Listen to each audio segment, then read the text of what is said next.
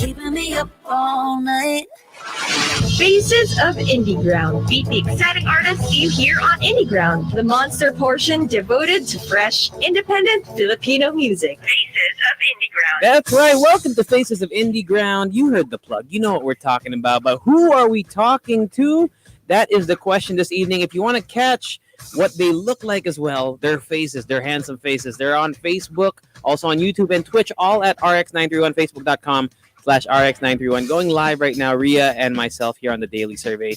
Ria, who do we have as tonight's guest on Tonight, Facebook? like we mentioned earlier, we do have someone who is on our current playlist of Indieground. We have Afgala, and joining us today are all of them, from Jandrel, Dom, Kel, JM, Don, and Nico. So, of course, we are going to ask you guys, Afgala, how and where did that name come from?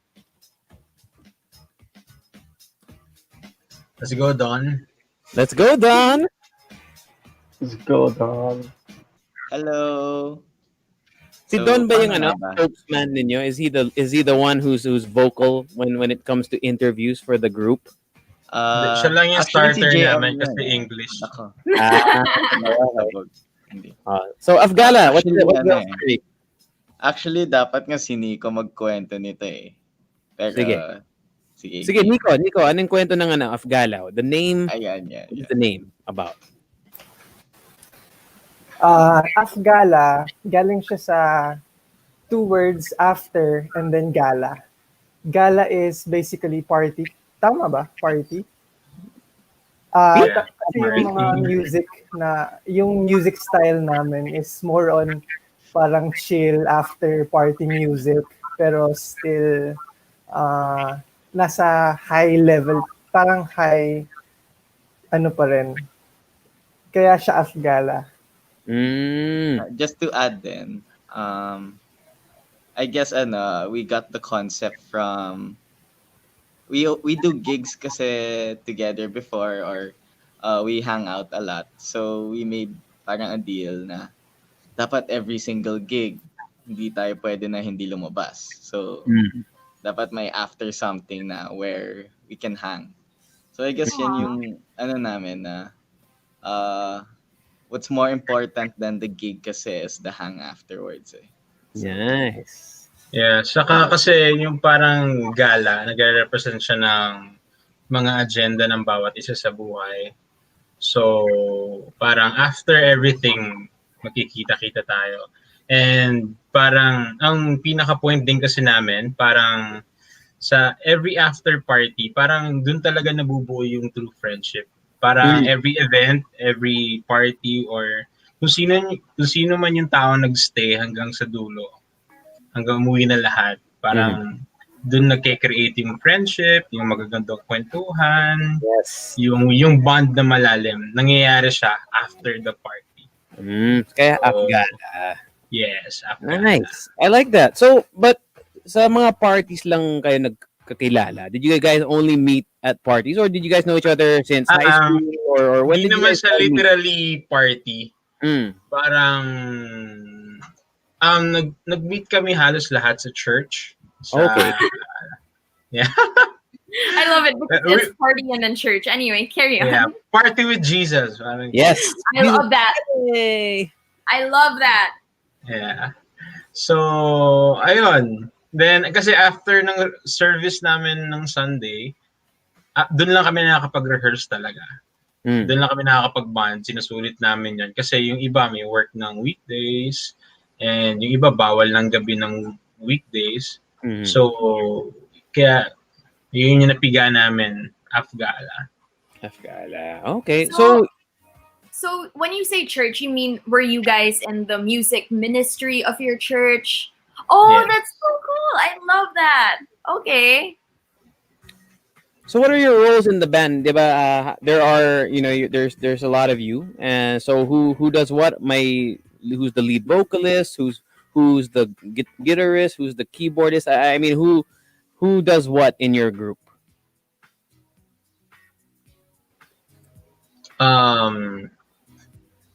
Sige. Yung nasa taas ko, si Jandrel. Siya ang keyboardist namin. keyboard 1, tapos vocals din siya.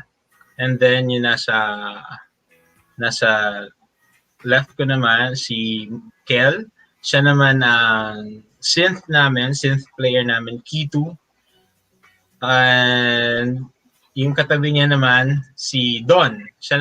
Si Doms. Siya naman yung violin namin.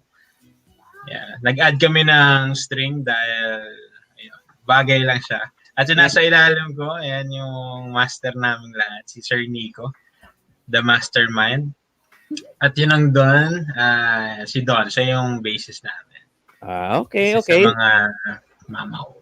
Okay. So sa songwriting process, how does creating music work? 'Di ba your first single, let's talk about Panahon. Who wrote that? Did you all write it together or how did that song become how did it become? How did it get created? Um, yung mga song namin recently, yung mga nabuo na namin, halos lahat yon sulat ko. Pero, yun nga, sinurrender ko na siya sa band. Hindi ko na inaangkin lahat ng property ng song kasi sabay-sabay kami in-arrange yung song, binuo siya para maging ganun siya kaganda bago namin siya i-release. So, ayun. Got it. Okay, so when it comes to so JM ikaw nagsulat ng song. But Yeah. now are you the only one that writes or may input ba yung mga ibang members sa mga future songwriting projects ninyo? Ngayon meron na dahil medyo bumukas ang creativity nung nasa taas ko. Kasi meron siyang sinalihan na parang online masterclass. Tapos dun bumukas yung share mo, Jandre. Recently kasi since gusto ko rin mag improve as a musician and kumbaga tawag dito gusto ko talaga sumulat ng kanta. Minsan nung parang last year ata yon no na nag-overnight sa amin si JM tapos ini-encourage niya ako magsulat ng kanta. Kasi parang basta may something sa love life ganyan. Tapos Oy. hindi pero wala na 'yon. So Pero wala hindi na. talaga ako Okay. hindi talaga ako makasulat ng kanta about relationship, about love life. So pero recently nakakasulat ako about sa life itself, yung kumbaga in the midst of the chaos ganyan, how to find or look for hope ganyan or Yeah. positivity in life ganun. So more on yun yung nagiging fuel ko, yung imagination and experience na rin to write. So Right. yun. Kasi during this pandemic, I think a lot of people can relate to you in the sense na we've learned to reflect on our life dahil sa pandemic. We're at home, hindi na nawala yung lahat ng mga normal sa atin. So in that sense, our level of self-reflection I think was heightened this year.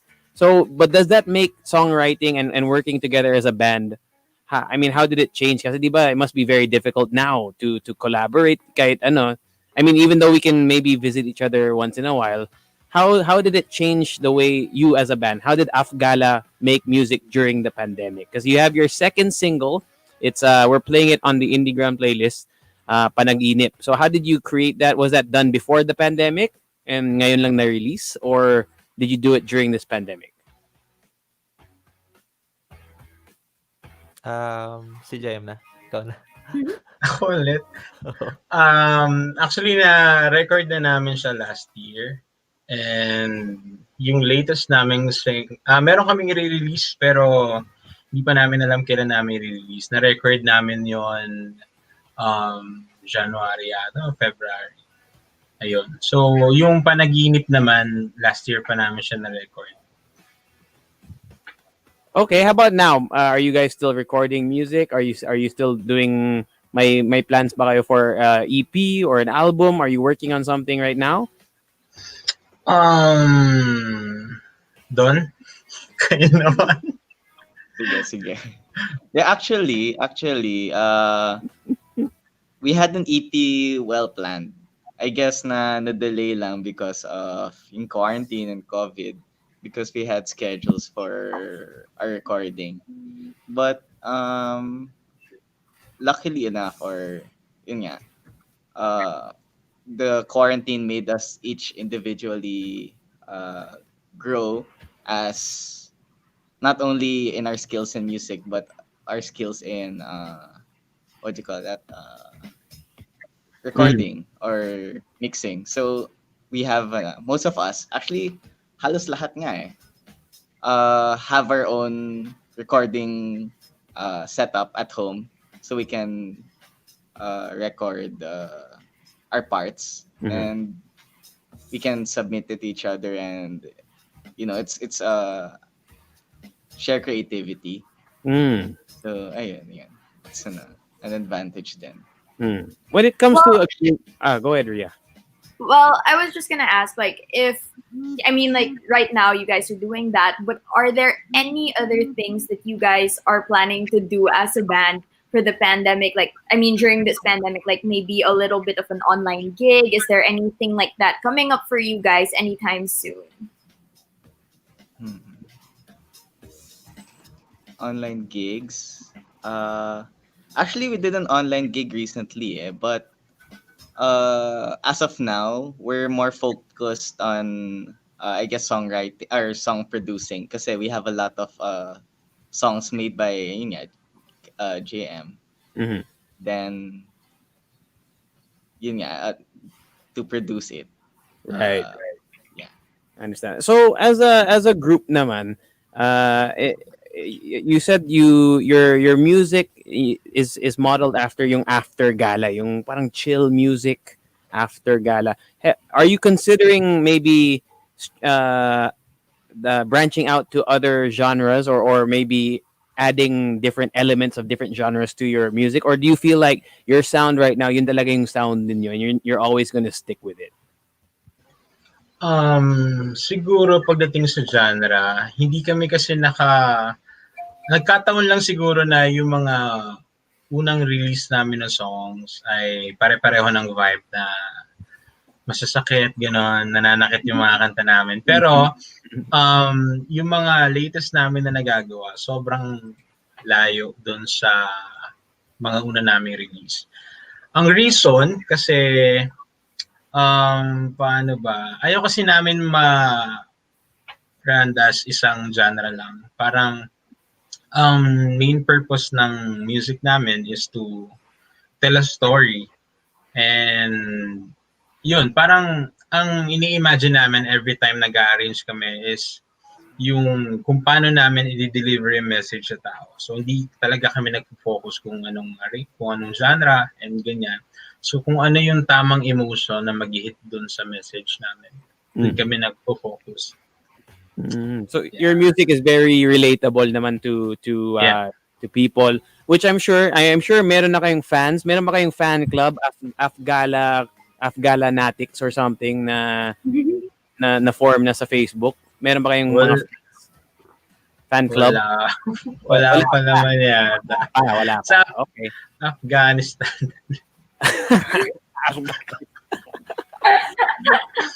But for the people, I'm sure there are people who are interested in your music because the way you talk about yung songwriting ninyo, it's very honest, and there's nothing better than an honest songwriter and an honest band, an honest musician. So for those of you who haven't heard your song, which we will play after this interview, how would you describe or who do you think your music is for, and why do you think people will really like you as a band? Why would people say Afgala is a great new band that I'm listening to, and you should listen to us?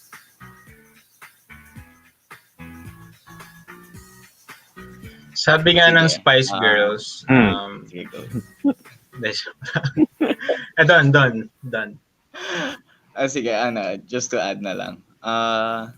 I guess what makes what's the question again? What makes Afgala a band worth listening to? And for people who haven't heard your songs yet, How would you I say, guess how would you sell yourself? Benta ninyo yung sarili ninyo sa I guess mga it would new be listeners. it would be the storytelling within the songs kasi ayun nga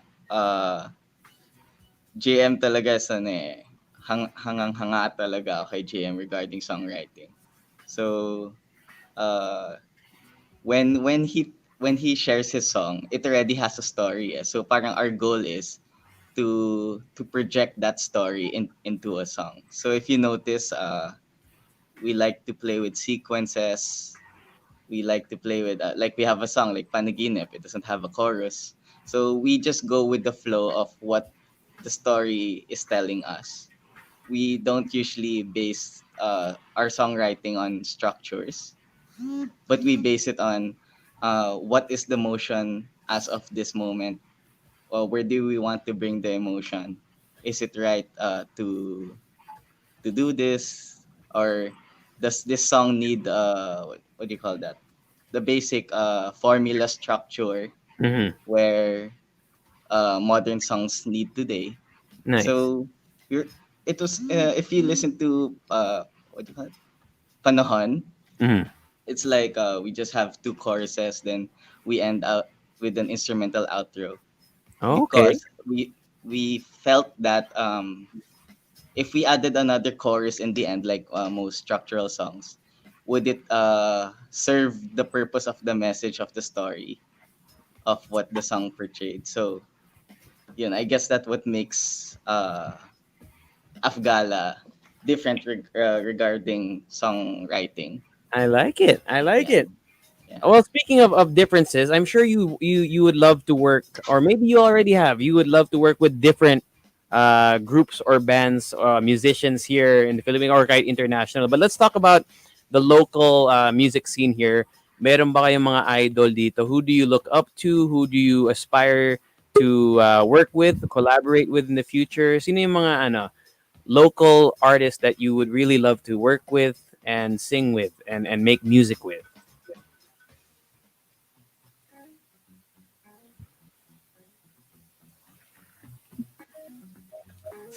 Or baka wala. Uy!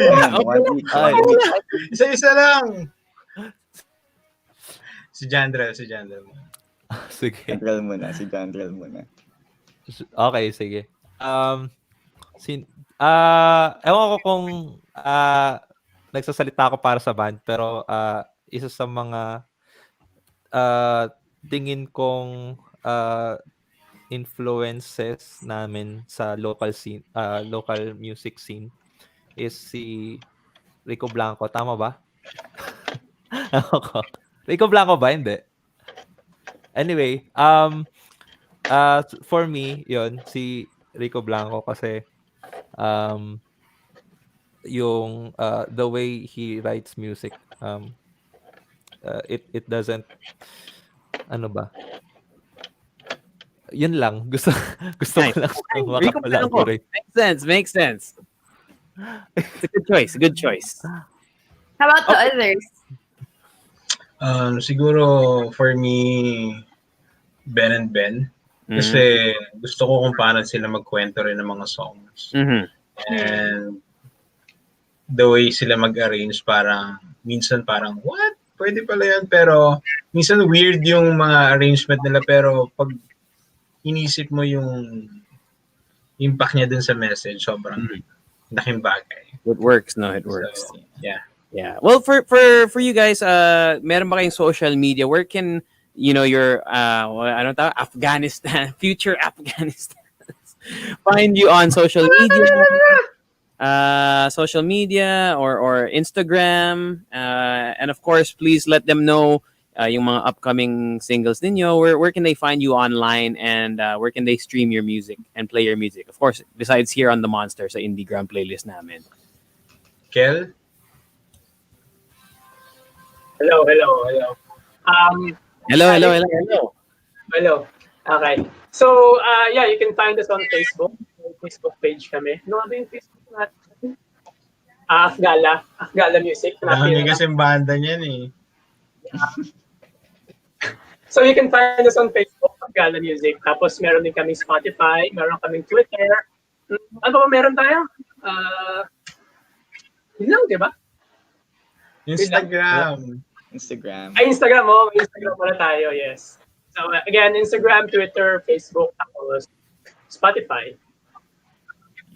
Okay, that's awesome. So make sure you guys go check them out in those platforms. And kayo guys, is there anyone you guys want to give a shout out to? Meron ba kayong gustong may gusto ba kayong mag-say hello? Do you want to say hello to anyone? I'm trying to say. But yeah, go give a shout out to someone. To anyone. Girlfriends, friends, parents. Yung gusto nyo maging girlfriends. Shoutout sa mama ko na inugasan yung baso ko. Nice. Thank you. Anyone else? Anyone else? Hello. Want to say hello to anybody on air? Ako po, shoutout. Shoutout kay Steffi. Happy 3 years.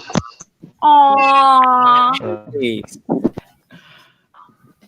How about the rest of you? Go lang. Shout out po sa mga magulang ko na nasa kwarto. Salamat po at pinahiram niyo ako ng sala. All right. Anyone else before we play your latest single? So yeah, shout out sa family ko and si Tel. Hello. Ako naman. Hello, hello. Ako naman. Okay. Anyone else? Me. Go. Ako naman. Shout out sa family ko. Andyan lang sila. At saka sa girlfriend ko si Rin. Nanood siya ngayon. Hello. Okay. So to everyone listening right now, we're about to play on air their latest single called Panaginip right here on our Indieground playlist. Thank you, Afgala, for joining us this evening. It was a lot of fun. And of course, please let us know when you're gonna drop your next EP, your next single. I'm sure all the monsters would be happy to hear it. But without further ado, let's play you from the Indieground playlist, Afgala with Panaginip right here on the Monster. Fresh Filipino discovery exclusively heard on Monster.